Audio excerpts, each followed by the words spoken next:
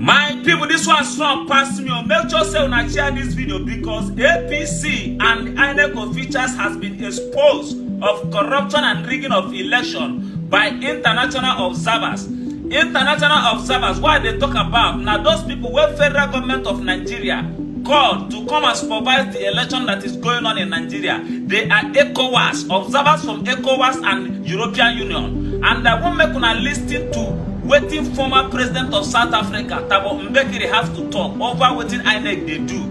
Then when I go come listen to waiting former president of Kenya, Kenyatta Uhuru, have to talk over what INEC they do. Then when I go come listen to waiting European Union chief observer, they talk over what INEC they do inside this election, where they happen for this Nigeria. Make sure say una share this video and listen to it by yourself. International election observers have expressed concerns over the violence that erupted in some parts of the country during the presidential and National Assembly elections. Observer missions from the African Union, ECOWAS, the Commonwealth, and European Union made the observation during their separate briefings in Abuja.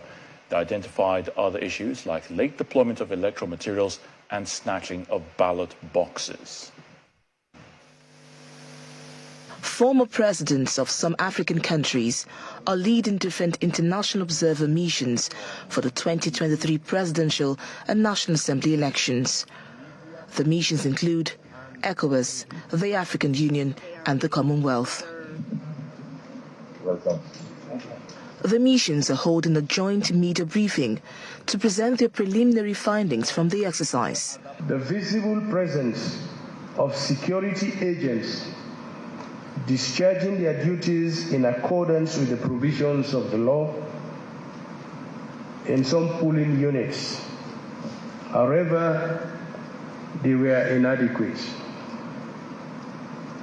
The professional conduct of polling officials, as well as some ad hoc staff who demonstrated inadequate knowledge of their duties, especially with the voting materials. Election procedures designated 8:30 a.m. to 2:30 p.m. as the voting time. 6 hours do not provide sufficient voting time frame considering the huge voter population in Nigeria, the largest democracy in Africa. The missions have their recommendations. And to conclude, as the results process continues, let me end by reiterating the desire that all Nigerians, especially the candidates who contested elections, continue to uphold their pre-election commitment to peace.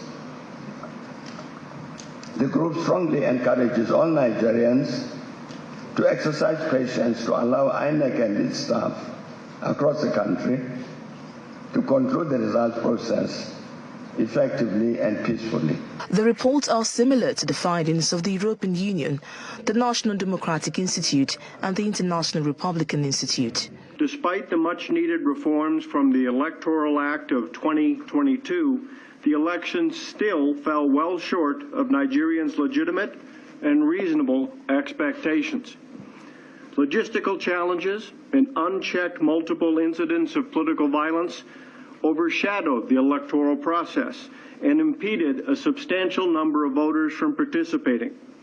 Insecurity prevented INEC from accessing some areas, and it suffered attacks on its premises and personnel, including just days before polling.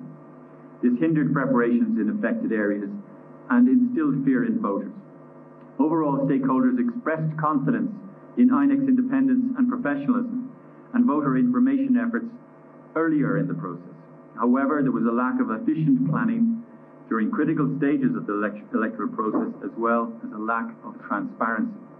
Nevertheless, the missions commend Nigerians for coming out to participate in the exercise, while urging the candidates to respect the outcome of the process or seek legal redress where they feel aggrieved.